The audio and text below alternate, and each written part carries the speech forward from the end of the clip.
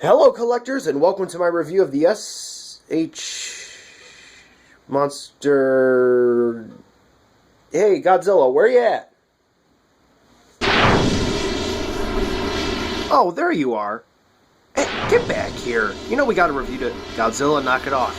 Wait, what are you doing? No, Godzilla, what? Hello, collectors, it's Steven here with another review. This time it's the SH MonsterArts Godzilla 1964, the Emergence of Godzilla version, or it's referred to in the collector community as Dusty version, Dirty version, or Sandbox Goji, all referring to its new, repainted, sandy paint job.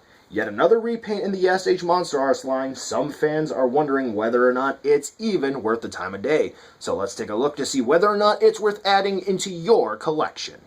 Many of you should know that Sandbox Goji here is just a repaint of the previously released SH MonsterArts Godzilla 1964.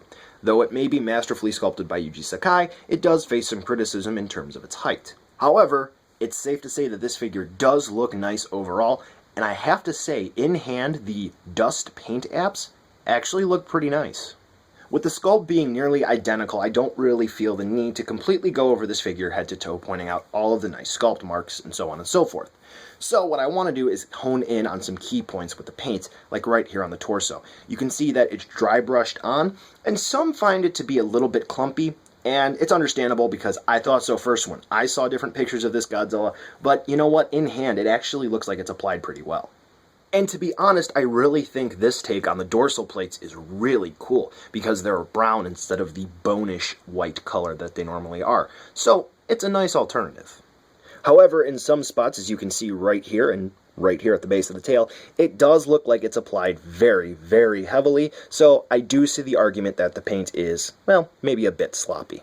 Now, what's the sense of having a review of the repaint if you don't have the original to compare it to? Because I know a lot of you are saying, why should I just buy the same Godzilla I had before with a different coat of paint? Here's a side-by-side comparison of the torso of both Godzillas. As you can see, the original release on the right has the trademark stripe going down the front of Godzilla, which is very easily seen. However, on the Emergence version, it's there, but it's not necessarily noticeable. As a matter of fact, that may just be the lighting playing tricks on me, thinking that it's there when it's actually not. A really quick side-by-side comparison of the sides of the different Godzillas. Here's a nice look at the dorsal plates of the Emergence version versus the normal 1964 Godzilla. As you can see, the differences are very apparent. And last up here are the differences between the tails, and as you can clearly see, there's a lot of dust on this Godzilla. So, for the short of it, you're getting an awesomely sculpted figure with paint apps that some will absolutely love, and others will think it's kind of garbage. At the end of the day, though, you are getting a figure which does look nice. Though the paint job may be different from the original Godzilla 1964, the articulation is identical. However, mine feels a bit stiffer, as in terms of harder plastic. But let's get right to the articulation, even though it's the same. The mouth, jaw, ball joint, opens and closes. Very tight fit when it closes all the way. So be careful there, you don't want to break any teeth if yours should be tight. The head is attached to the neck on a ball joint. So you can wiggle Godzilla's head around like so, spin it, twist it, turn it. Then here in the neck, there is a ball joint, which you can twist and turn on its own. So you get a little bit of extra expression out of the neck. And then finally, where the neck attaches into the body, we do have another ball joint. So those three ball joints together really give Godzilla some expressive positions, which is neat. Moving on down, we have ball jointed shoulders, which are pretty nice. They're stiff on mine, but do keep in mind, though, you can spin it around all the way. Mine popped off, and now it's having a difficult time staying in the socket all the way. And when you do spin it around all the way, it is rubbing up against plastic. You might be able to hear that, so you don't want to damage the figure, so I wouldn't do that too much. For the elbow, we do have a hinge and a bicep swivel hidden in there. So you can spin Godzilla's arms around like that, which is pretty neat. And then for the wrists, we have ball joints, as usual. So you get a little bit more expression out of there. For the ab crunch, right here, we have a ball joint. So you can twist and turn Godzilla around. There's the shoulder popping off again. Be careful, kids. And of course, if you lean Godzilla too far forward, you get the infamous gap that everyone likes to complain about. But it's really not that big of an issue. Now, moving on down for the hips, we have the infamous triangle cut joint here, which is on a ball joint. which helps move the legs overall, because the thigh, where it attaches into the triangle cut joint, is on a ball joint. As you can see here, I'm spinning Godzilla's leg all the way around. And with that triangle cut, you can get Godzilla to do the splits. So if you want him to do that, you can. Moving down to the knees, we do have a ball joint system, which functions very similar to a hinge. As you can see, we can get a little bit of swivel movement out of there, which is neat. The ankles are in ball joints. As you can see here, you can get it to twist and turn a little bit, rock from side to side. And the toes. They are attached to the feet on ball joints, but as you can see here, the right foot on my Godzilla at the toes, it moves a little bit. But the left one, be careful because it likes to pop off, on mine at least. But it's an easy fix since all you have to do is pop it back on. More of an annoyance than anything. Finishing up the articulation, we have the tail here, which features ball joints all the way through here, up until this portion of the tail tip, which is just sculpt. So moving that around a little bit, you can see it has some great range of movement, but again, yeah, stuff's falling off of this guy. But thankfully, like I said, ball joints, you can just pop them right back on. It's more of an annoyance than anything. It's not broken if that happens to you, so you don't need to make a return. But just keep that in mind that, well, your Godzilla may like to have some stuff pop off on him. Now, with this Godzilla, we see the return of effect parts and accessories. Yay! Yay, yay, yay, yay, yay. Aside from Spitfire, yes, finally.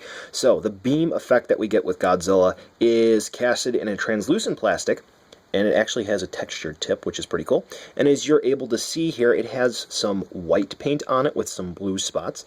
And in the promotional pictures, admittedly, yeah, it looks kind of crappy, that's what I thought, but in hand, it actually looks pretty neat. And getting Godzilla to fire off this beam effect is pretty easy to do, because we get a Tamashii Stage Act 4 support system here without the claw, and all you have to do is plug the bottom of the stand into the base, line up the arm to go with Godzilla's mouth, the hole at the bottom of the beam, plug into the top of the stand. Now it's a relatively tight fit here. You have to wiggle it in a little bit, but don't push it too much, because you don't want to accidentally break it. And then line it up with Godzilla's mouth. Nice and easy. And voila. Now he's firing off his beam. And to be perfectly honest with you, it doesn't look too bad with other Godzillas either. Now, since this Godzilla is literally a repaint with no differences in the sculpt, you should already know how big this Godzilla is. However, for those of you who need a refresher, here he is alongside some Revoltech Kaiju where honestly he fits the best. Some standard 6-inch scale SH MonsterArts figures, which the little bastard should have been scaled along with. And now some of the larger SH MonsterArts figures where you can see just how small this little son of a bitch actually is. Now on a technical note, the 1964 Godzilla is about the same height as BioGoji would be in comparison to Biolante being at 80 meters instead of 100, so I guess you can argue it makes a stand-in, kinda sorta, but still, this is a very small figure. So, buy Godzilla now, skip him, or wait for a deal. Well, this is a repaint, and it was mostly aimed at those who didn't pick up the first 1964 release, or those who have the first 1964 release and would like the figure in a different paint job.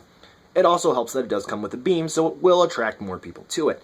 However, if you're not a fan of the 1964 figure to begin with, then maybe this dirty version of Godzilla is not necessarily a remedy for all the issues that the figure has in the first place, because a lot of people complain about the gaps, the triangles, the size, all legitimate complaints. Overall, though, it is a nice figure, and it's nice to see that it comes with an accessory. However, this isn't an essential for any collection, unless you absolutely have to have a MonsterArts 1964 Godzilla.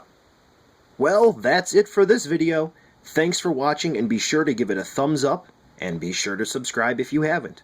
If you'd like to view some of my other videos, go ahead and click on the pictures in this video, and you'll be taken right to them. I've hand-selected them just for you. Be sure to check the description for both more information and some links to help me out, including a link to my Patreon. Thanks again, and I'll see you next time.